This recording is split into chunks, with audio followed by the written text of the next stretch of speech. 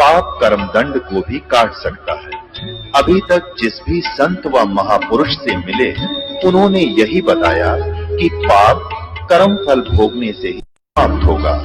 वो प्रभु कौन है जो पाप कर्म को काट देता है, वो काल के बंधन से छुड़वा देता है। उसका क्या नाम है, पूजा की विधि क्या है? कृपया अवश्य सुनिए जगत गुरु तत्वदर्शी संत रामपाल जी महाराज के अमृत वचन। और परमात्मा की महिमा ये दास लगभग सन 1988 से सुनता और सुनाता आ रहा है। और परमेश्वर की वाणी में, कबीर वाणी में, उनकी लीला में 600 वर्ष पहले लिखा कि प्रभु ने ऐसा किया था। तो परमात्मा ही ऐसी लीला करता है, इसके गवाह हमारे वेद है। वेदों में भी यही गवाही है। तो इससे सिद्ध होता है कि कबीर इज गॉड। कौन है वो कबीर? जुल्हा कबीर, जो बनारस में, काशी में आए थे और एक सुप्रसिद्ध कवि भी वो कहलाए। कवियों में से भी एक प्रसिद्ध कवि थे। ऐसा ही प्रमाण है वेदों में कि वो परमात्मा कवि नाम पदवी,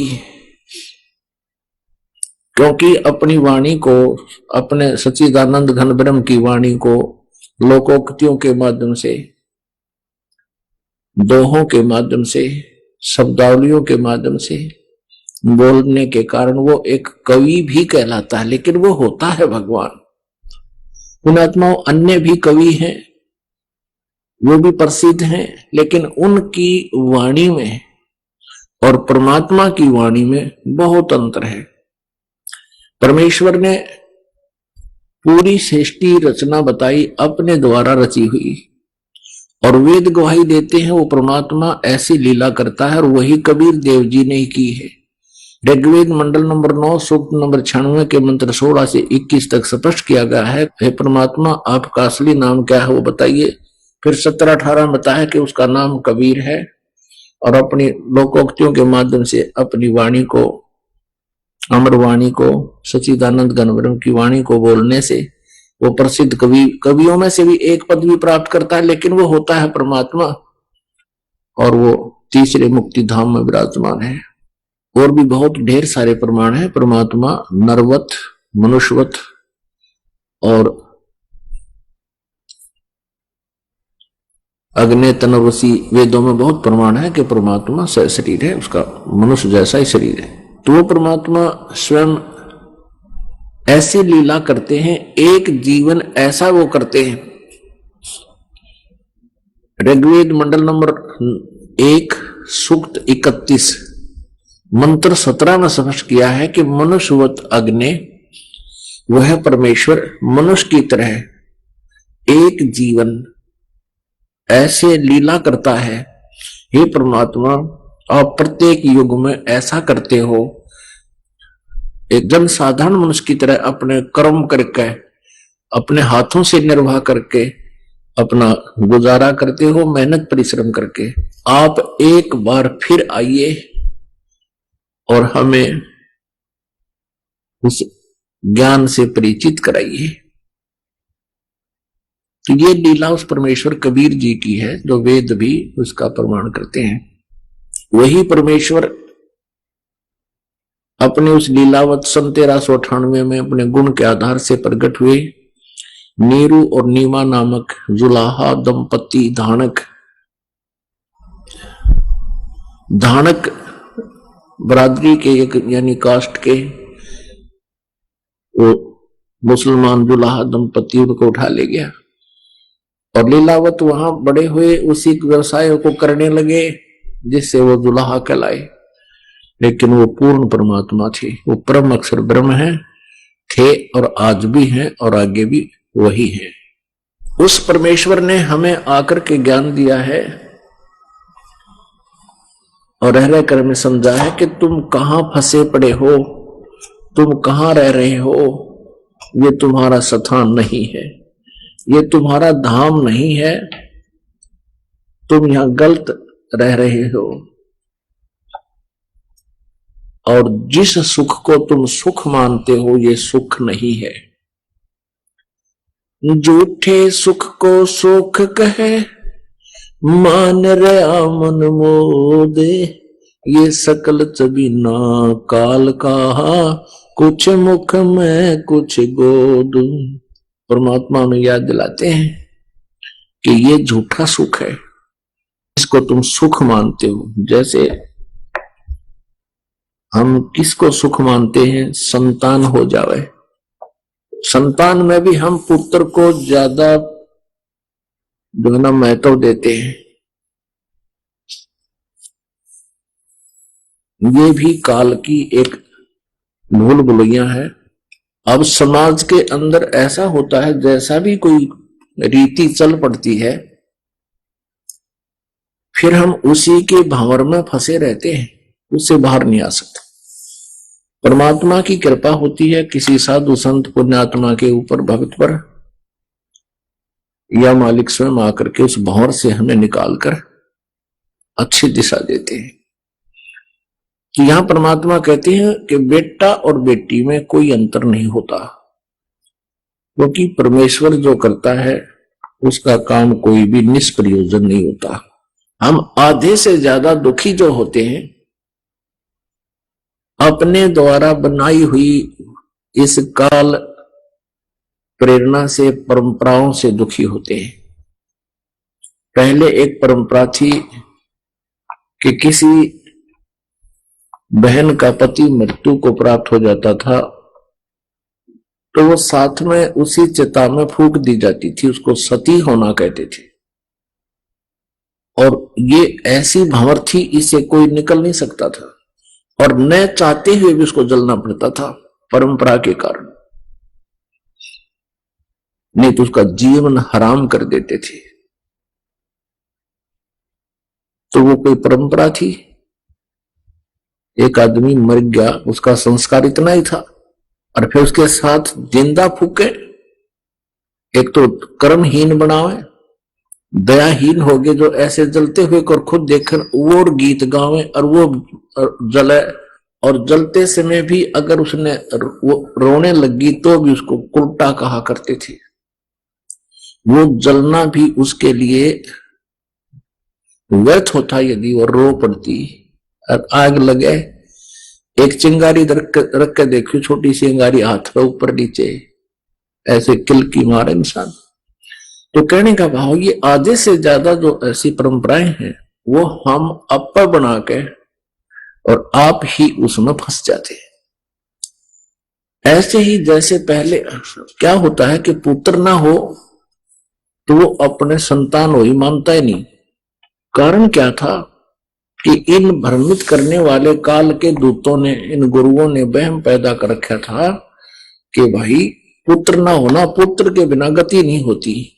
गति मीन जब वो मृत्यु को प्राप्त हो जाता है तो पुत्र उनको दान देता है, उन गुरुओं को, कि तो पिंड भरवा दे, कि तो उसके श्राद्ध निकाल दे, और वो इसने गति बतावे।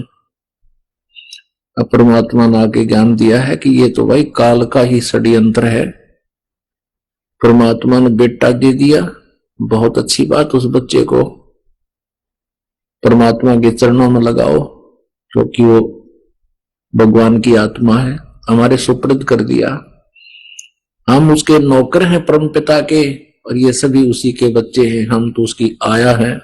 हम उनके नौकर नौकरानी है परमात्मा के, ये उनके बच्चे हैं परमात्मा के। इनके लिए भगवान ने हमें जेब खर्च दिया है। तो उस धनी का चाहे बेटा हो चाहे बेटी हो, हमने तो उनकी सेवा करनी है, उनकी परवरिश करनी है। एक समय देखा कि एक बहुत बड़े साहूकार की बेटी छोटी सी 6-7 वर्ष की होगी, उसके लिए एक नौकरानी छोड़ रखी थी। वो उसको खूब अच्छी तरह नहलाती, कपड़े धोती, पहनाती, प्रेस करती, और स्कूल में छोड़ने जाती। उस साहूकार यानी उस धनी सेठ के मकान से, रेजिडेंस से उस लड़की का स्कूल विद्यालय ज्यादा दूर नहीं था, इसलिए उसके लिए कोई गाड़ी की व्यवस्था उसने नहीं किया ना, कि उसके सब कुछ व्यवस्था थी। तो ये दास जो सर्विस करता था, जेई की नौकरी करता था, तो हमारे कार्यालय के सामने से, हमारे कार्यालय था, उससे तीसरे मकान में वो सेठ रहता था, और उससे थोड़ी सी दूरी पर विद्यालय था। प्रतिदिन देखा करता था, दोपहर के दिन में भी, सर्दियों में अलग व्यवस्था, तो गर्मियों में देखा कई बार, वो लड़की छोटी सी, एक छोटा सा उसका छाता, और वो उसकी नौकरानी स्वयं धूप में चलती थी, उस लड़की पर छाता कर रखती थी। प्रतिदिन स्कूल छोड़ के आती थी और लेकर आती थी, और उसको बहुत प्यार देती थी, क्योंकि लड़की के पिता ने उस नौकरानी को पूरा खर्चा दे रखा था और उसका भी गुजारा दे रखा था, तो उस बच्चे की सेवा करती थी। फिर उसको नौकरी से निकाल दिया गया। उसके पश्चात उसका उस लड़की से कोई लिंक नहीं था, वो चली गई, और जब तक वो वहां थी उसकी जिम्मेवारी थी उसको अपने पुत्रों से, अपनी पुत्रियों से भी ज्यादा उसको प्यार देती थी, उसकी सेवा करती थी। तो ऐसे हमने अपने जीवन को ढालना है। ये जितने भी पुत्र पुत्रियां आपको प्राप्त हैं, ये आपके नहीं है, और ये हमारा स्वभाव है, हमारे बस की बात नहीं। हमारे ऊपर इस तीनों गुणों का प्रभाव है, क्योंकि सतगुण विष्णु जी के प्रभाव से हमारा एक दूसरे में मोह है, तो ये जीव के बस का नहीं। इसके लिए ये एंटीबायोटिक खानी पड़ेंगी, जैसे ये नशा हो गया हमारे इंजेक्शन का, या भांग पी ली उसका, तो एंटीबायोटिक दवाई खा के वो नशा उतर जाता है। तो ये प्रवचन जो परमात्मा की वाणी और ये ज्ञान है, ये एंटीबायोटिक है। आपकी इनमें ममता नहीं बनेगी, क्योंकि आप ज्ञान से परिचित हो जाओगे। जब तक हमें ज्ञान नहीं होता तो हमारी वृत्ति एक जीव जैसी होती है, और जब ज्ञान हो जाता है तो हम भक्त बन जाते हैं। और भक्त वो होता है जो दूसरे के धन पर कब्जा ना करे, दूसरे की वस्तु पर कब्जा ना करे, और दूसरे की वस्तु पर जो कब्जा करता है, अपनी मानता है, अपना लेता है कि ये मेरी है, ऐसा कहता है, तो भक्त नहीं है वो तो लालची आदमी है। ऐसे ही हम जो परमात्मा के पुत्र या पुत्री हैं, उसकी पुत्र पुत्री हैं, और हमें सौंपा है कि इनको तुम अच्छे गुण युक्त करो। सबसे पहला गुण है बच्चे को भक्ति में लगावे, अपने परमात्मा के पास उसके पहुंचाने का तरीका बना दे। तो सबसे पहला काम ये है। अब जैसे किसी का पुत्र की मृत्यु होगी और सारा परिवार बहुत बुरा हाल हो जाता है, रोता है, हाय मेरा बेटा मर गया, मेरा बेटा मर गया। तो कर लिया ना हमने कब्जा, परमात्मा की वस्तु को हमने अपना कब्जा कर लिया, अपना मान लिया, वो मेरा है। मान लीजिए 20 वर्ष का होकर मृत्यु को प्राप्त होता है, 20 वर्ष पहले कहां था वो, आपका कैसे हो गया? आपने एक कमीज पहना दिया तो आपका हो गया। हम बेईमान बन गए, हमने एक शरीर रूपी वस्त्र पहनाया उसको, और वो भी परमात्मा के दिए हुए मटेरियल से, और फिर हम अपना मान के उसके लिए हाहाकार मचाते हैं। देखो कोई भी चीज है, वस्तु है, जैसे बच्चे की मृत्यु होगी, याद तो आएगा, उसकी याद सताएगी, लेकिन ये अवश्य याद रखना कि वो आपका नहीं था। फिर इस ममता से, इस मोह के कारण जो उत्पन्न होगा कष्ट, वो हल्का हो जाएगा। तो इस प्रकार हमने परमात्मा के इस ज्ञान को आधार बनाना है। तो क्या बताते हैं कि झूठे सुख को सुख है, ये मान रहा मनमोद, और सकल चबीना काल का, ये कुछ मुख में कुछ गोद। अब जैसे प्रसंग चल रहा है कि पहले ज्यादा पुत्र को महत्व देते थे कि अभी पुत्र बिना गति ना हो। यह भी कोई बात हुई?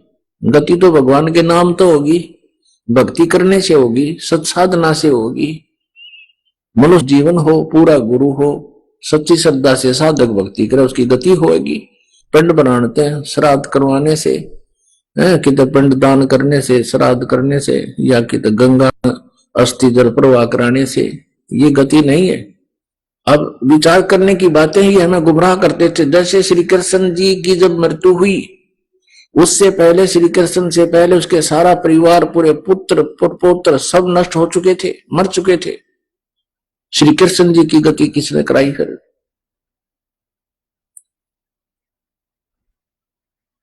पुण्यात्माओं, राजा दशरथ श्री रामचंद्र जी के पिता थे। दशरथ जी की मृत्यु हुई तब रामचंद्र जी वनवास के लिए निकल चुके थे। और विशेष खासकर ये कहते हैं कि ज्येष्ठ पुत्र से ही गति हो। तो ज्येष्ठ पुत्र जंगल में, बताओ उसकी गति कैसे हुई? फिर ये मूर्ख बनाते हैं कि रामचंद्र जी ने और सीता जी ने वहां श्राद्ध निकाले दशरथ जी के, और वहां पर कहते हैं उनके सभी पूर्वज खड़े दिखाई दिए वहां श्राद्ध में खाना खाने के लिए आए। श्राद्ध में कौन दिखेंगे? भूत। अब भूत खाते होंगे श्राद्ध, जैसे तुम कहते हो भूत दिखे, तो वो भूत बनाए किसने? तुम्हारी इस गलत साधना ने सभी भूत बना दिए, वो पित्र बना दिए, वो भटक रहे हैं जिनको आहार भी ना मिलता। यदि कहें कि वो स्वर्ग चले गए, तो स्वर्ग गया हुआ व्यक्ति या पृथ्वी पर रोटी खाना होगा। वाह भाई वाह, मूर्ख बना रहे।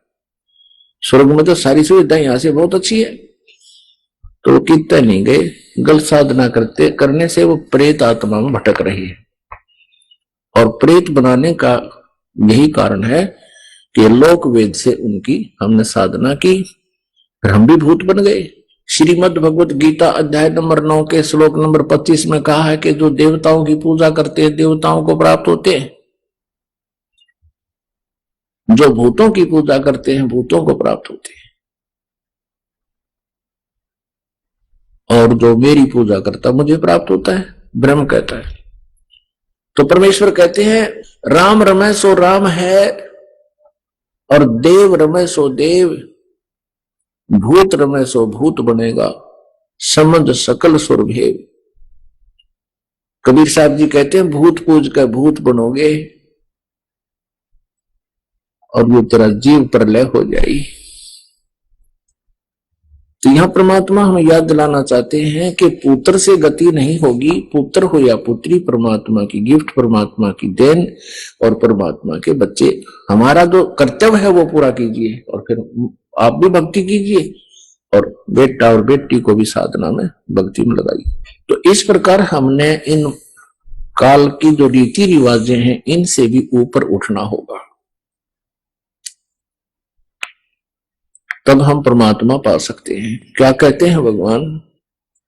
बेटा जाया खुशी हुई, बहुत बजाए थाल, ये तो आना जाना लगा हुआ है जो कीड़ी का नाल। बेटा जाया, बेटा को जन्म दिया, बड़ी खुशी मनाई। राजा लोग पुत्र उत्पत्ति के अवसर पर बैंड बाजे बजाते हैं, बहुत गजब की शहनाई बजती है, पूरे शहर में बधाई बंटती है, मिठाई बंटती है। और गरीब आदमी का, गरीब जनता का जब पुत्र होता है किसी भक्त का, व्यक्ति का, तो रीस तो वह करे, वो नकल तो वही करता है, खुशी मनाता है। उसकी खुशी, उसका इतना ब्योत नहीं, इतना सामर्थ्य नहीं कि बैंड बाजे बजवा सके। वो थाली पीटा करे, थाली बजाया करें जिसका पुत्र हो जा, खुशी मनाते हैं।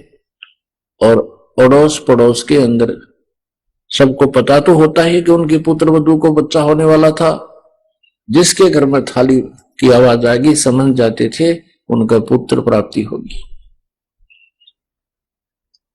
परमात्मा कहते हैं बेटा जाया खुशी हुई और खूब बजाए थाल, ये तो आना जाना लगा हुआ है जो कीड़ी का नाल। एक व्यक्ति को 12 वर्ष शादी की विवाह के उपरांत पुत्र प्राप्त हुआ, और उन्होंने एक बहुत बड़ा जश्न मनाया जिसमें लाखों रुपए खर्च किए, बहुत से व्यक्तियों को बुलाया, और वही बच्चा फिर अगला जन्मदिन नहीं मना सका, पहले मृत्यु को प्राप्त हो गया। अब पुण्यात्मा परमात्मा कहते हैं झूठे सुख को सुख है ये मान रहा मन बोध, ये सकल जबीना काल का, ये काल आहार है, और कुछ मुख में कुछ बोध। 1 लाख ये प्रतिदिन खा लेता है, हिसाब लगा लेना प्रतिदिन कितने व्यक्ति मरते हैं, और 1.25 लाख ये नित्य उत्पन्न करता है, ऐसा विधान है। 25% एक्स्ट्रा जन्म देता है ये। तो यहां परमात्मा कहते हैं बेटा जाया खुशी हुई खूब जाए थाल, आना जाना लगा हुआ है जो कीड़ी का नाड़ है। एक ही रास्ते से जा रहे हैं, एक ही रास्ते से आ रहे हैं। जन्म लेने वालों का नीचे को स्पीड है और मृत्यु के बाद ऊपर को जाने वालों की स्पीड है उसी रास्ते से। ऐसी स्थिति है इस जीव की जैसे कीड़ी का नाड़, आपने देखा होगा कीड़ नाड़ बोलते हैं। ये चींटियां ऐसे ऐसे लाखों इधर भाग रही है, लाखों इधर भाग रही है, 1 मिनट की फुर्सत नहीं। तो परमात्मा कहते हैं आना जाना लगा हुआ है जो कीड़ी का नाल है।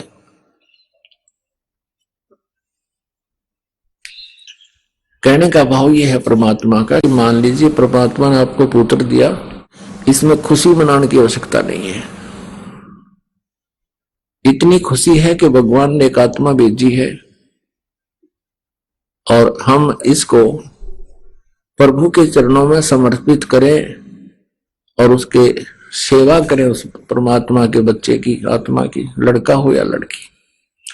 अब परमात्मा कहते हैं कबीर साहब, राम रटत कन्या भली साकट भलो न पूत, जैसे बकरी के गल में गल थना जिसमें दूध ना मूत। बकरी के गल में एक थन जैसी एक एक्स्ट्रा खाल लटकती है, थन सतन जैसी। तो उदाहरण देते हैं परमेश्वर कबीर जी के राम रटत कन्या भली, बेटी भली तो भगवान की भक्ति करती है, और साकट भला ना पूत। साकट किसे कहते हैं? जो स्वयं भक्ति नहीं करे और जो भी उसके अधीन या उससे संबंधित है उनको भक्ति करने नहीं दे। केवल भक्ति करने से मना करने वाला ही नहीं, जैसे कई ऐसे बच्चे हैं जो इतनी शरारत, इतनी गलतियां कर देते हैं। कोई शराब पीता है, कोई चोरी करता है, कोई और बकवाद करता है, काम नहीं करता है, तो वो भी उसकी भक्ति में बाधक है। और जो पुत्र नाम नहीं लेता उसके ऊपर फिर कर्म के दंड आपदाएं आएंगी। अब बेटे पर आपदा आवेंगी, कोई दुख होगा, माता पिता पर देखा नहीं जा सकता उसका दुख, उसके दुख में दुखी होते हैं। और परमात्मा कहते हैं राम रटत कन्या बली, वह बेटी अच्छी जो भगवान की भक्ति करती है, क्योंकि बेटी के ऊपर कोई कर्म का दंड आवेगा, प्रारब्ध में कोई कष्ट होगा, उसको परमात्मा की भक्ति निष्क्रिय कर देगी। उस बेटी पर आपत्ति नहीं आवेगी और बेटी दुखी नहीं होगी तो माता पिता भी सुखी रहेंगे और भक्ति आराम से कर सकेंगे। और यदि बेटी भक्ति ना करती होती, उस पर रोज की कोई न कोई कंप्लेंट आती, पति शराब पीता है, बेटी को पीटता है, या कोई और आपत्ति आएगी, बेटा मर गया, बेटी मर गई और समस्या आएगी, तो माता पिता की भक्ति में वह बाधक होती बेटी भी। तो यहां परमात्मा कहते हैं राम रटत कन्या भली, क्योंकि वो दुख का कारण नहीं बनेगी। और साकट भला ना पूत, बेटा वो साकट कहते इसे बेटे की जरूरत नहीं जो भक्ति ना करता। और वो लड़का जो भक्ति नहीं करता वो कैसा है आपके लिए? जैसे छेरी के गल में गलथना जिसमें दूध न मूत, यानी किससे काम का भी कोई नहीं। तो कहने का भाव ये है पुण्यात्माओं कि वो बकरी के गल में थन आकार का खाल लटकता है,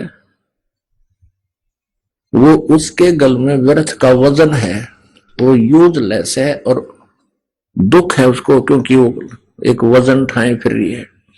तो ऐसे वो पुत्र जो साधना नहीं करता वो माता पिता के सिर पर ऐसे बोझ समझ लो जो भक्ति करते हैं। और पुत्र भक्ति नहीं करता, बेटी भक्ति करती है तो वो अच्छी है, वो हमारे लिए सुखदायी है, क्योंकि उसके आने वाले प्रारब्ध के कर्मों में परमात्मा इंटरफियर करेगा और उसको सुखी रखेगा। कबीर परमात्मा कहते हैं, एक उदाहरण देते हैं, पात जड़नता ये कहे सुन भई तरवर राय, अब के बिछुड़े नहीं मिले ना जाने कहां गिरेंगे जाए।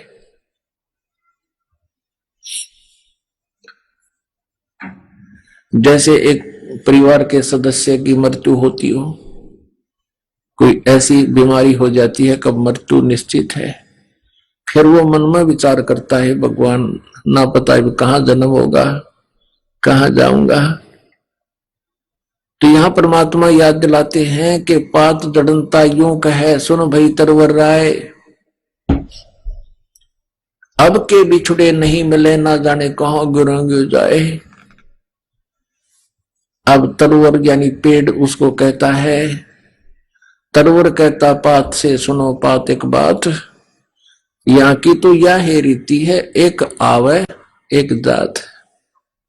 यहाँ की ऐसी परंपरा इस काल के लोग की, यहाँ की यह रीति है, यहाँ का ऐसी ही व्यवस्था है, ये अटल व्यवस्था है यहाँ की कि जिसका जन्म हो गया मृत्यु अवश्य होगी।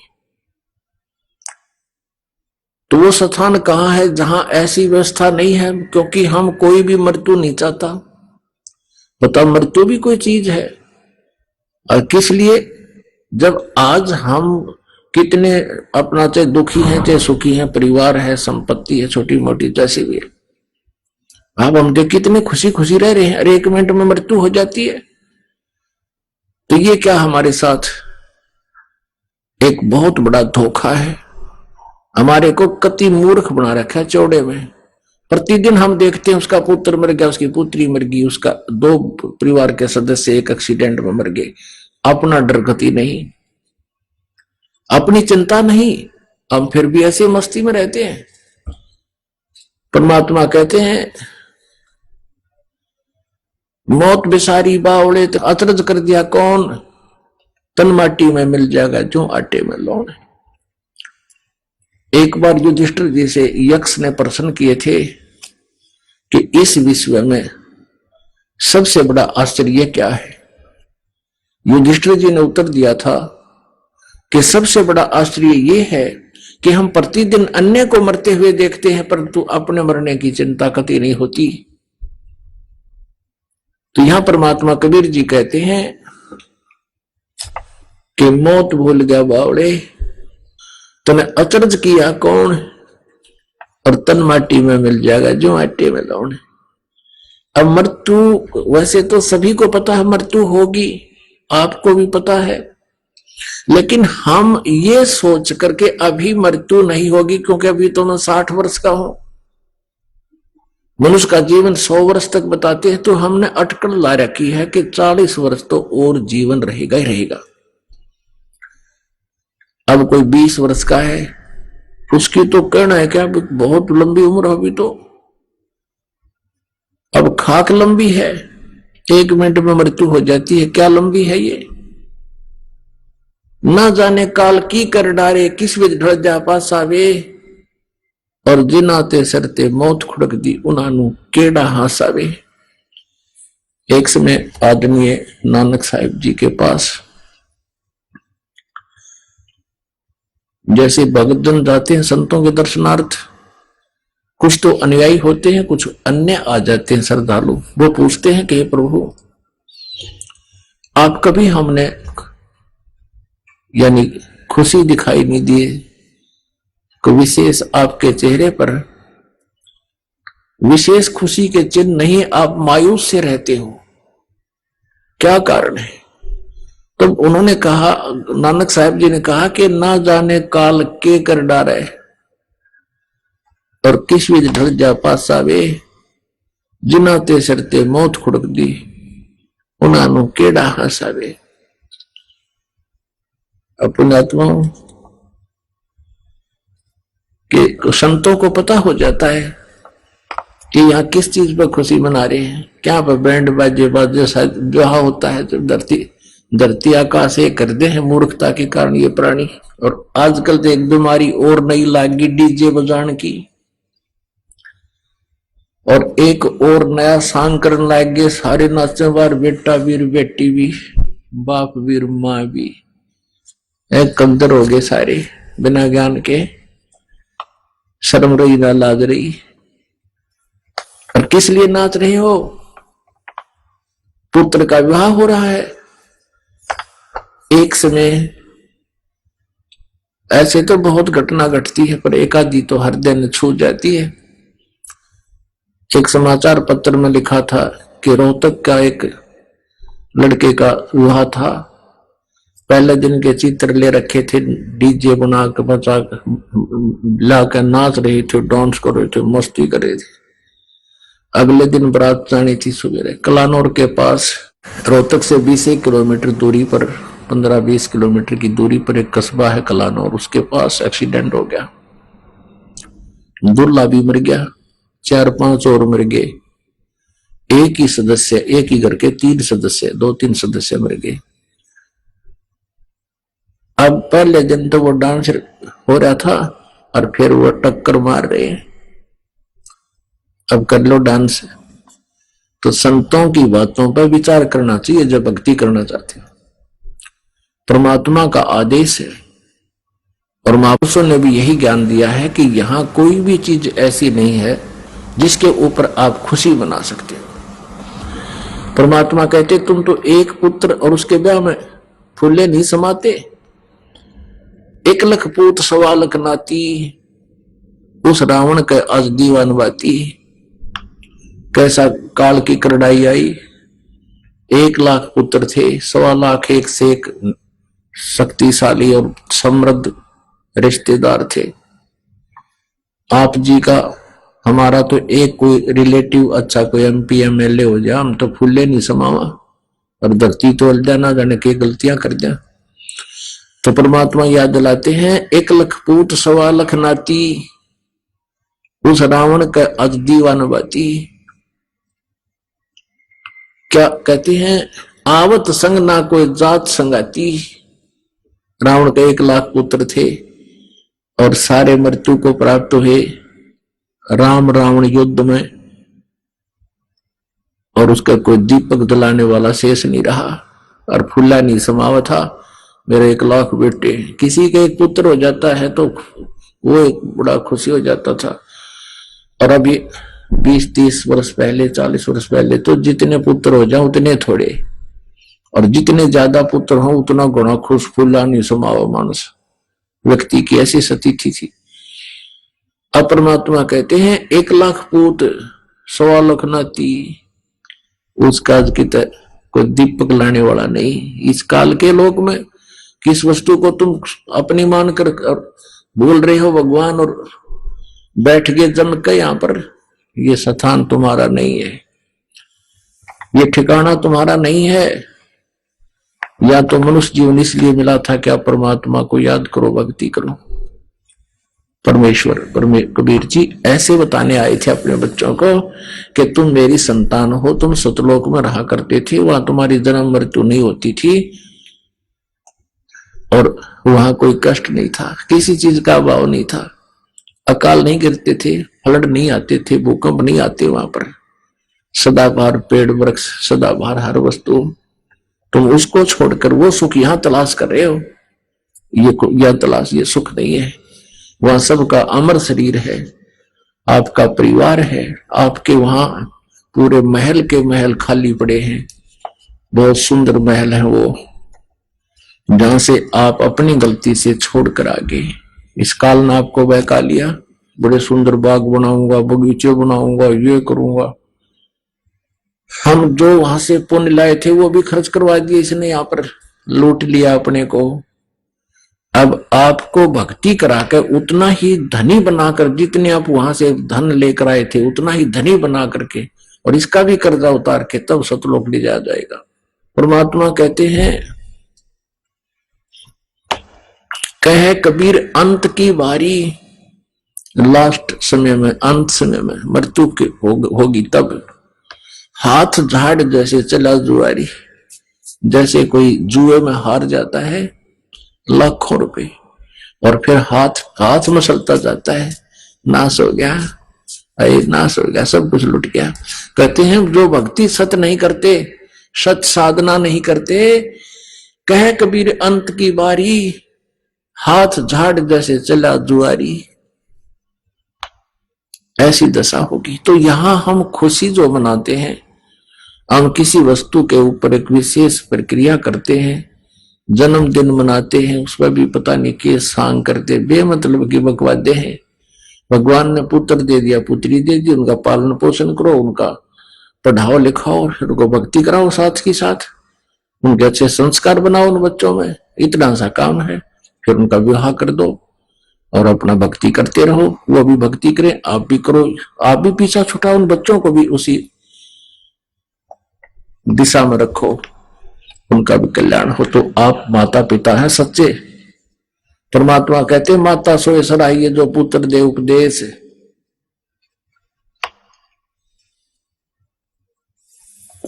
और कहा कि नहीं तो सभी व्यभिचारिणी, यूं कहते हैं शेष कहते हैं, परमात्मा कहते माँ वाह सराइए जो अपने पुत्र पुत्री ने, बच्चे को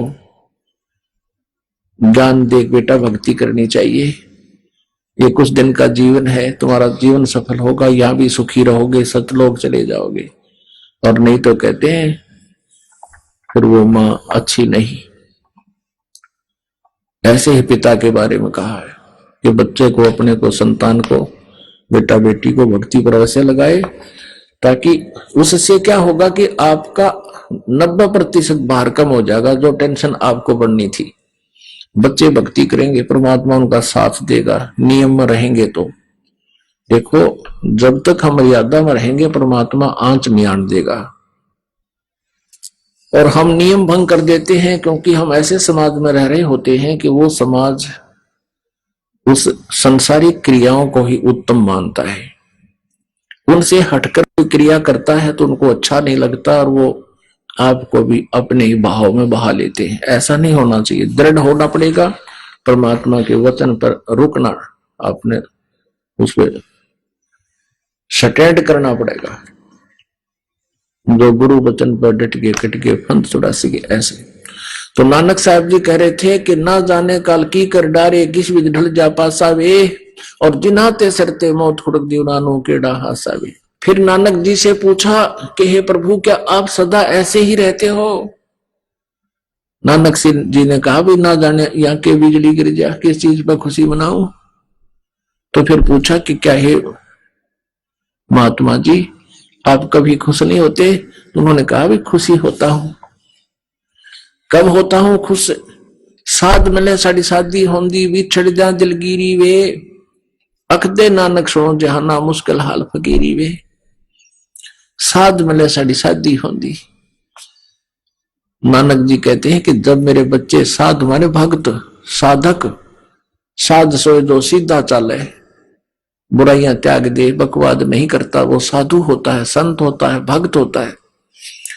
साध मिले साड़ी शादी होंदी कि जब ये बच्चे मेरे अनुयायी मेरे पास आते हैं सत्संग सुनने के लिए तो मुझे खुशी का ठिकाना नहीं रहता मेरी का। क्यों? क्योंकि मुझे एहसास होता है कि ये बच्चे मेरे अनुयायी, मेरे शिष्य, ये काल के जाल में फंसे नहीं, इनको कोई गुमराह नहीं कर सका। साध मिले साड़ी शादी होंदी और विछड़ जा दिलगिरी वे, जब ये जाते हैं यहाँ से समाज में, संसार में, तो मुझे दुख होता है, मायूसी छा जाती है कि कहीं इन बच्चों को कोई दीमक ना लग जाए, कोई कीड़ा ना लग जाए मेरी फसल को, कोई काल का दूत इनको भ्रमित ना कर दे। और जब ये वापस आ जाते हैं एज इट इज अगले सत्संग में, तो फिर मेरी खुशी का ठिकाना नहीं रहता कि इन बच्चों को काल के दूत खराब नहीं कर सके। पुण्यात्माओं, यही दशा होती है एक संत की। आप जी जो है परमात्मा के पौधे हो, ये परमात्मा का बाग है, वो इस चमन का माली है, और ये दास संत जो होता है उसका नौकर होता है उस माली का। और उस नौकर की नौकरी बरकरार तभी रहती है जब वो उन पौधों को हरा भरा रखता है, उनकी मजदूरी मेहनत करके उनसे घास फूस काटता रहता है, उनकी बाड़ बनाकर रखता है, सिंचाई करता रहता है, और वो बाग हरा भरा है तो माली खुश होता है कि नौकर ठीक है। तो आप उस परमात्मा के चमन के पौधे हो, बूटे हो, पेड़ हो, और दास संत जो होता है उसका नौकर होता है। तो नानक साहब जी कहते हैं, साध मिले साड़ी शादी होंदी, विछड़ जा दिलगिरी वे, अख दे नानक सुनो जहाना मुश्किल हाल फकीरी वे। कि तुम वापस आ जाते हो तो मुझे खुशी का ठिकाना नहीं, जब तुम जाते हो इस संसार के अंदर, क्योंकि वहां किसी को भक्ति का ज्ञान नहीं, और कहीं आपको कोई भ्रमित ना कर दे, इसलिए मुझे फिर मायूसी छा जाती है। क्योंकि पुण्यात्माओं, डॉक्टर को पता होता है कि इसको कितना भयंकर रोग है, और उस मरीज को कहा जाता है 10 दिन की टेबलेट दे दी है, इनको फिर चेकअप कराने आना, इनको खा के। अब वो नहीं आता है तो उस डॉक्टर को पता होता है कि या तो उसने कोई नीम हकीम टकरा गया जिससे वो यहां नहीं आया, और अब वो मरेगा, और या उसने टेबलेट नहीं खाई, औषधि पूरी खाई नहीं, आया नहीं, उसकी मृत्यु होगी।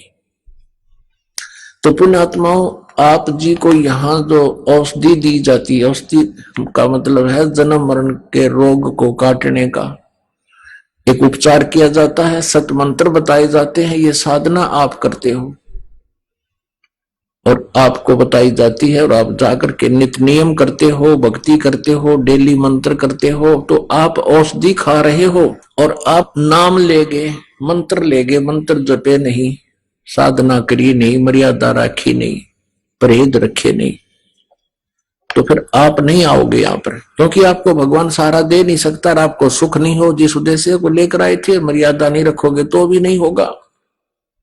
तो आप यहां नहीं आता जो प्राणी, इस दास को पता है कि वो काल के हत्थे चढ़ गया।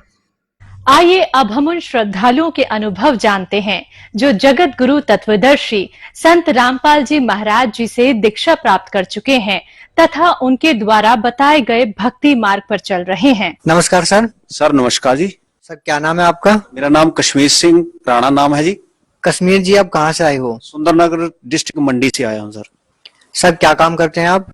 सर मैं खेती बाड़ी करता हूँ यहाँ पर। सर संत रामपाल जी महाराज से नाम दीक्षा लेने से पहले आप क्या भक्ति साधना करते थे? सतगुरु रामपाल जी महाराज जी से जुड़ने से पहले मैं साधु था जी, नागा पंथ से जुड़ा हुआ था और सिद्धियां करता था, मंत्र जाप करता था और बहुत क्रोधवान साधु था जी। इतना क्रोध था कि मैं मतलब जे अगर कोई रास्ते में भी मुझे कोई गलत करता हुआ मिल जाता या किसी को गरीब को तंग करता हुआ मिल जाता था तो सर मैं उसे श्राप दे देता था। और मेरी जिंदगी में सबसे खास और अहम घटना ये है कि जिनको मैंने श्राप दिया हुआ है वो मेरी घटना में 11 लोग हैं और वो जब भी मुझे मिलते हैं तो उनकी ऐसी कंडीशन है कि मेरे दिल खोल जाता है। और परमात्मा से यही अरदास है गुरुजी सतगुरु रामपाल जी महाराज जी से कि परमात्मा ये जो कर्म भोग रहे हैं ये मेरे करने से भोग रहे हैं जब मेरे श्राप देने से भोग रहे हैं कि ये इनकी अपनी करनी है। जैसे फिर मैंने साधु जब मैं बना था तो उसके बाद मैं घर में मंदिर बना हुआ था तो वहां पर मैं चौकिया भी देता था, तो लोगों को जैसे प्रश्न डालते हैं वो भी काम करता था। तो चलंगी, सदंगी और मदंगी 3 तरह की विद्या थी इस संसार की ये, तो वो मैं काम करता था। तो जिससे लोगों का ज्यादा से ज्यादा भला करता था, लेकिन बाद में इस चीज का अनुभव हुआ तो मैंने अपनी कमाई ही गवाई है, लेकिन उससे कुछ फायदा नहीं मिला। दुख के साथ सिवा मुझे कुछ नहीं मिला जिंदगी में। सर पहले आप नागा पंथ से जुड़े हुए थे, आप 9 साल तक नागा साधु बनकर रहे और उनके द्वारा दी गई भक्ति साधना की। सर इतनी भक्ति करने के बाद, इतनी तपस्या करने के बाद अचानक आपके मन में ऐसा क्या आया कि आप संत रामपाल जी महाराज की शरण में चले गए?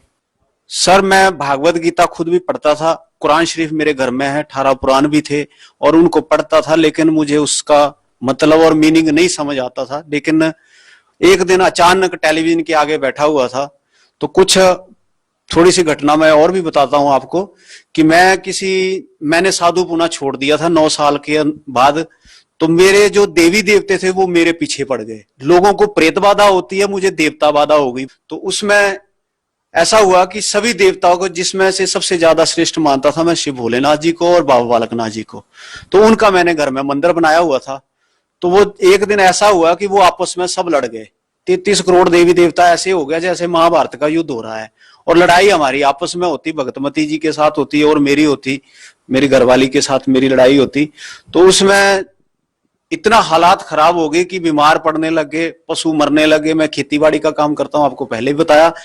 तो कहीं जाने का, किसी तांत्रिक के पास अपना इलाज कराने, किसी ने कहा कि आप खुद अपने सिर के बाल नहीं काट सकते, आपको दूसरे तांत्रिक के पास जाना पड़ेगा। तो वहां पर गया तो उन्होंने कहा कि आपको इनके सब के मंदिर बनाने पड़ेंगे। तो भगत जी, एक किसान आदमी अपने पेट का पालन करेगा कि इनके मंदिर बनाता रहेगा? तो उससे थोड़ा सा मन हट गया, ठेस लगी। कुदरती परमात्मा ने मुझे खींचना था, सतगुरु रामपाल जी महाराज जी ने। तो रात को कहीं अचानक टेलीविजन के सामने बैठा हुआ था तो रिमोट से जैसे अचानक साधना चलने लग गया। तो उसमें सतगुरु रामपाल जी का प्रोग्राम चल रहा था, सत्संग चल रहा था। तो सुनते सुनते मैंने भागवत गीता, और ज्यादातर उस दिन उन्होंने देवी भागवत पुराण के बारे में बता रहे थे, तो मैंने उसको जब मिलान किया तो मेरे कलेजे के चिथड़े उड़ गए भी, ये ज्ञान कहां से आ गया। और 1 साल तक मैंने सत्संग उनका सुना। सत्संग सुनने के बाद फिर मुझे ललत होगी कि मैं अब इस रास्ते पर मुझे जाना पड़ेगा, और ये कुछ नया ज्ञान है और कुछ नया अनुभव भी था। तो भगत जी, मैंने किसी भगत को ढूंढने की कोशिश की, क्योंकि अकेला था, गांव में मेरे साथ और कोई नजदीक भगत नहीं है। तो उससे फिर मैंने किसी भगत के साथ संपर्क किया, तो उनके साथ हमारे गोहर जी के, गोहर साइड पड़ती है डिस्ट्रिक्ट मंडी में, वहां के भगत हैं हेमराज जी, उनको फोन किया और उनके साथ फिर बरवाड़ा आश्रम में मैंने नामदान लिया। तो गुरु जी का आशीर्वाद भी मिला और भक्ति मिली, और वो ही मेरे लिए बड़ा खास दिन था। 14 अगस्त 2014 को मैंने सतगुरु रामपाल जी महाराज के शरण में ग्रहण की थी। सर जैसे कि पहले खुद आप एक साधु थे, नागा पंथ से जुड़े हुए थे और उनके द्वारा दी गई भक्ति आप कर रहे थे, और 9 साल तक आपने बड़ी तपस्या की, खूब साधना की, संत रामपाल जी महाराज के प्रवचन सुने।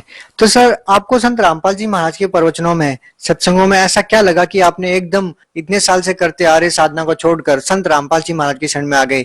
आपको ऐसी उनकी कौन सी बात अच्छी लगी?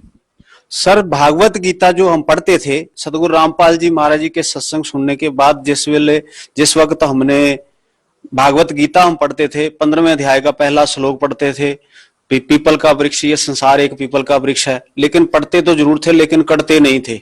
सर उसके बारे में हमें नॉलेज ही नहीं आती थी, क्योंकि गुरु के बिना ज्ञान नहीं होता था। जो गुरु हमने पहले बनाए थे वो चेला चलंगी करते थे, उसमें आप सभी जानते हैं कि इसमें तांत्रिक तमोगुनी काम चलते हैं, तो वो मैं करता नहीं था। काम शुद्धि था, जो भी था वे जैसा भी था, परमात्मा ने अपनी तरफ खींचना था। तो तड़फ तो भक्ति की थी, भगवान की थी, लेकिन मालिक के साथ जुड़े, अच्छा ज्ञान लगा, तो इसलिए हम परमात्मा के साथ जुड़े। सर गीता का ज्ञान तो बहुत सारे धर्मगुरु देते हैं, आपको संत रामपाल जी महाराज के ज्ञान में ऐसी क्या भिन्नता नजर आई? सर भागवत गीता का ज्ञान सभी करते हैं, भागवत सभी साधु संत गुरु सब करते हैं, लेकिन अभी तक उनको ना ब्रज शब्द का पता है, ना उस पीपल के वृक्ष का पता है भी उस पीपल के वृक्ष का क्या सिस्टम है और क्या उसमें कितने साव है। लेकिन हमारे गुरुजी ने उसके बारे में एक एक विभाग के बारे में बता दिया। अक्षर पुरुष एक पेड़ है, निरंजन वा की डार, तीनों देवा शाखा है, पात रूप संसार। तो यही पूर्ण गुरु थे और इन्होंने हमें पूरा ज्ञान हमें दिया। आखिर सर आप कहना क्या चाहते हैं? हिंदुस्तान में बहुत सारे गुरु हैं, धर्मगुरु हैं, संत है, क्या उनको किसी को ज्ञान नहीं? क्या संत रामपाल जी महाराज को ही सदग्रंथों का ज्ञान है? सर ज्ञान जितना उनके ज्ञान, ये मैं किसी को भी नहीं कह सकता कि, क्योंकि इतना मेरे में समर्थ नहीं किसी को गलत कहना, लेकिन उनको ज्ञान ऐसा था, पढ़े जरूर है लेकिन कड़े नहीं है। सर संत रामपाल जी महाराज तो साफ साफ मना करते हैं कि मेरे अलावा किसी के पास ऐसा ज्ञान नहीं है। सर ज्ञान ऐसा है, उनके पास जो ज्ञान है, लेकिन पढ़ाई की है, लेकिन उनको असली ज्ञान का पता नहीं है। हमारे गुरुजी ने जैसे एक दही में से मक्खन निकाल दिया है, वो ज्ञान हमारे गुरुजी ने एक नया ज्ञान जो है सामने लाए हैं। सर मैं आपसे ये पूछना चाहता हूँ कि संत रामपाल जी महाराज के सन में जाने के बाद आपको क्या लाभ मिले? सर मुझे सबसे पहला तो ये है कि ये जो देवता का महाभारत युद्ध होता था उससे निजात मिल गई। मैंने उनको जैसे भी नामदान लिया और जल प्रवाहित कर दिया गुरुजी की आज्ञा से। और सबसे मेन और सबसे खास मुझे जो फायदा हुआ वो मेरी भगतमती जी को जीवन दान दिया गुरुजी ने। ये सबसे अहम मेरे लिए बहुत बड़ी खास। क्या घटना हुई थी, वो कैसे हुआ? मैं खेत में टमाटर लगा रहे थे, टमाटर लगाते वक्त मेरी भगतमती और मैं दोनों ही हिमाचल में रहते हैं। भगत जी एक बात और भी बताता हूँ कि मैं होशियारपुर में, मेरे बच्चे वहां पर पढ़ते हैं, पिताजी एयरफोर्स की नौकरी करते थे, वहां भी थोड़ी बहुत जमीन है, दुकान करते हैं, तो इसलिए थोड़ा सा यहाँ पर हिमाचल में भी हमारे दादाजी की पुरानी जमीन पड़ी हुई थी, तो मैं यहाँ पर काम करने के लिए पंजाब से यहाँ आ गया। तो कुछ समय के बाद ऐसा हुआ कि मैंने खेती बाड़ी में टमाटर लगाए हुए थे, तो टमाटर के डंडे गाड़ रहा था, गाड़ते गाड़ते भगतमती जी को सूखी उल्टी आई और भगतमती खत्म हो गई। उसका एक छोटा सा उदाहरण मैं पहले देता हूं कि मैंने आपको पहले बोला कि मैं चौकियां देता था, प्रश्न डालता था। तो जिस वक्त मेरी आज से को 14 साल पहले अपनी भगतमती के साथ मेरी शादी हुई थी, तो मैंने भगतमती को शादी से दूसरे तीसरे दिन उसको प्रश्न कर दिया था कि आपकी मौत जो है 33 से 34 साल की उम्र में आप खत्म हो जाओगे, आपकी आयु ही इतनी है। लेकिन मैं उस भविष्यवाणी मैंने की थी, तो इसलिए उस भविष्यवाणी के कारण मुझे उस वक्त झटका लगा कि जिस वक्त वो बिल्कुल डेड, उसकी श्वास नाली खत्म, श्वास नहीं चल रहा था और रंग बिल्कुल पीला हो गया। और कुदरती ऐसी बात थी कि उस दिन बारिश का मौसम था, हिमाचल की बात है, आप सब लोग जानते हैं कि अगर 2-3 घंटे अगर बारिश पड़ जाए तो पहाड़ी इलाके में धुंध पड़ जाती है ठंड के कारण, टेम्परेचर डाउन होने के कारण। तो उसमें सबसे बड़ा दुख मुझे उस वक्त ऐसा हो रहा था झटका कि ये जो गांव के लोग हैं मुझे मार देंगे, क्योंकि मैंने इनके सामने अपने मंदिर के जो देवी देवता थे वो मैंने सारे जल प्रवाहित किए थे और इन लोगों ने मेरे को जिंदा ही जला देना था, क्योंकि हमारे रीति रिवाज में, हिमाचल के रिवाज में देवी देवताओं को कुछ खास मानते हैं। तो उस खास वजह से मुझे रोना आ गया। लेकिन उससे पहले ऐसा था कि मैं गुरु जी के, परमात्मा जी से, संत गुरु रामपाल जी महाराज जी से मैं जुड़ चुका था। चैनल में प्रोग्राम आता है गुरु जी का, उसमें 41 नंबर लास्ट है, उसमें मैंने फोन किया तो आगे से भगत जी को मेरा तो रोना निकल रहा था, भगत जी बता नहीं सकता, लेकिन मैंने प्रार्थना लगाई कि गुरुजी ऐसा ऐसा हो गया है। तो उन्होंने, भगत जी ने मेरी प्रार्थना जो गुरुजी तक पहुंचाई। तो गुरुजी ने दोबारा उसी आधे घंटे के बाद फिर दोबारा मुझे उसी फोन नंबर पर फोन आया कि बेटा इसकी आयु इतनी ही थी और अब मैं इसको आयु दे रहा हूं और इसको भक्ति के लिए उम्र दे रहा हूं। तो इससे 3 घंटे के बाद मेरी भगतमती को मैंने घर में गया, गुरुजी ने बोला आप माला जाप करो। मैंने माला जाप की और घर में गुरुजी का दिया हुआ एक अमृत की शीशी हमें दी जाती है आश्रम में, वो अमृत ले आकर मैंने अपनी भगतमती जी के मुंह में डाल दिया। तो 3 घंटे के बाद उसको होश आ गई। ये सबसे मेरी खास और ऐसी घटना है जिस घटना को देखकर मैं आज मर सकता हूं लेकिन झुक नहीं सकता, और गुरु महाराज परमात्मा बंदी छोड़ सतगुरु रामपाल जी को कभी नहीं छोड़ सकता। और क्या लाभ मिले सर आपको? और सर मुझे लाभ तो बहुत हैं, गिनाते गिनाते तो शायद मेरी जिंदगी भी मुक जाएगी, ये लाखों जन्म में लूंगा तब भी मैं मालिक के बंदी छोड़ सतगुरु रामपाल जी के गुण नहीं गा सकता। लेकिन एक छोटा सा अनुभव और बताता हूं, क्योंकि पहाड़ी सोच भी है, कुछ पंजाबी सोच भी है। तो ऐसे है कि हमारे खेतों में सूअर आ जाते हैं, जंगली जानवर। तो मैंने क्या किया कि किसी मारने वाले को जो बंदूक रखते थे उनको फोन कर दिया कि सर हमारे खेत में आए हुए हैं सूअर, तो ये तो हमारी फसल को तबाह कर देंगे। लेकिन उससे दिमाग में ये नहीं था कि मैं इनको मरवाने के लिए किसी पाप का हकदार बन रहा हूं और मैं इनको मरवा रहा हूं। लेकिन बोल तो दिया भगत जी सर जी, लेकिन दुनिया भर के बंदूक ले धारी वहां पर शिकारी पहुंच गए, जीपे ले आए। लेकिन जब मुझे याद आया कि मैं बहुत गलत कर चुका हूं और कर रहा हूं, तो भगत जी जहां खेत में मैं खड़ा था वहीं पर लम्हा पड़ गया और हाथ गुरुजी को आवाजें लगाने लग गया, परमात्मा मुझे बचा ले। तो भगत जी हमारे खेत में ही वो मिट्टी की ढेरी बन गए, भागते हुए गए और उसी खेत के लास्ट कोने में जाकर वो दोनों ही, दो सुअर थे, जोड़ा था, दोनों ही वहां पर मिट्टी की ढेरियां बन गए। बंदूक वाले आते रहे, घूमते रहे, चले गए, लेकिन लास्ट में उन्होंने मुझे गालियां निकाली कि तेरे जैसा अंधा कहाँ मिलेगा जिसने हमें बुला लिया, 10-10 किलोमीटर से आए हम और तू कहता है सूर है, यहाँ पर कोई तितर भी नहीं मिला हमें। तो वो गालियां निकालते हुए चले गए। भगत जी मैं जहां खड़ा था मेरे आंखों के सामने वो सूअर, मिट्टी की ढेरी फिर सूअर बने और वहीं पर चले गए। मैं उनके नजदीक जाकर, उन्होंने मेरा कोई नुकसान नहीं किया, मैंने उनके जाके आगे हाथ जोड़ा कि भगत जी मेरे से गलती हो गई, आप यहाँ जिंदगी भर रहो, जब तक रहो आपकी जगह है, मेरे परमात्मा ने आपको भी जीवन दिया हुआ है, जीवन दान दे दिया आपको। तो मेरा उस वक्त भगत जी बहुत रोना निकला, मैं आपको बता नहीं सकता। इस मालिक ने जगह जगह पर मेरा साथ दिया है। भगत जी एक गरीब आदमी और एक किसान आदमी के पास कितना धन दौलत होता है हर आदमी को पता है। बहुत मेहनत करता हूं, एक बैल से ज्यादा मेहनत करता हूं मैं, लेकिन इस मालिक ने मुझे कभी भी कमी नहीं दी। कभी कभी तो ऐसा भी हो जाता है, मैं डरता हूं अगर लोगों को भी बताऊं, शायद अगले मजाक समझे, गरीबी का मजाक उड़ता है आज संसार में। लेकिन बात ऐसी है कि किसी वक्त तो मेरे पास राशन लेने के लिए भी 500 रुपए नहीं होते, तो रात को फरियाद करता हूं गुरुजी के आगे, परमात्मा तेरा बच्चा तो भूखा मर जाएगा, लेकिन परमात्मा मुझे सुबह सराहने के नीचे 500 रुपए रख देते, बेटा इतना ही दूंगा, ज्यादा नहीं दूंगा तेरे को। सर जैसा कि आपने बताया कि आपकी पत्नी को संत रामपाल जी महाराज ने जीवन दान दिया है, और भी अन्य संतों के जो श्रद्धालु हैं, भगत हैं, जो अन्य देवी देवताओं की पूजा करते हैं, उनके साथ भी ऐसी बहुत सारी आकस्मिक घटनाएं घट जाती है। उनको जीवन दान नहीं मिल पाता, वो भी बहुत फरियाद करते हैं अपने गुरु से, अपने भगवान से, और आपने संत रामपाल जी महाराज को याद किया और आपके पत्नी की जीवन रक्षा हुई। इस बारे में आप क्या कहना चाहेंगे? जो अन्य संतों के अनुयायी है उनको ये लाभ क्यों नहीं मिल पाते? सर उन लोगों के पास मनमाना आचरण है, उनकी भक्ति सही नहीं है, उनको मंत्रों का ही पता नहीं है। जय माता दी करते जाएंगे, लेकिन उसका पता कोई नहीं है अभी वो कौन सी माता है और किसका कनेक्शन है, कहाँ जोड़ना है, क्या हिसाब है। वो मनमाना आचरण है, लोक वेद के आधार पर वो पूजा करते हैं, तो उसमें सर पावर नहीं होती। हमारे गुरु जी के शब्द में शक्ति है, जो वो एक बार शक्ति हमारे संचार हमारे शरीरों में भेज देते हैं तो वो साथ रहते हैं, शब्द रूप में हमारे सदा साथ रहते हैं। सर जो श्रद्धालु संत रामपाल जी महाराज से आज जुड़ना चाहते हैं उनके लिए क्या व्यवस्था की गई है? सर परमात्मा की कृपा से हर डिस्ट्रिक्ट में, हर स्टेट में कोऑर्डिनेटर नामदान स्थल खुले हुए हैं।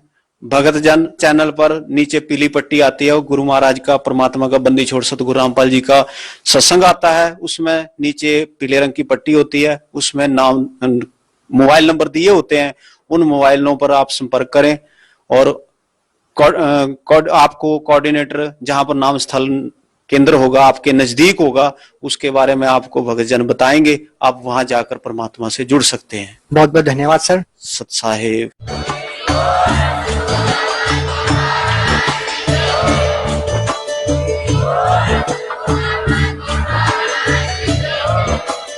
आप सुन रहे थे जगत गुरु तत्वदर्शी संत रामपाल जी महाराज जी के मंगल प्रवचन। अधिक जानकारी के लिए विजिट कीजिए हमारी वेबसाइट www.jagatgururampalji.org। संत रामपाल जी महाराज जी के शुभ आशीर्वाद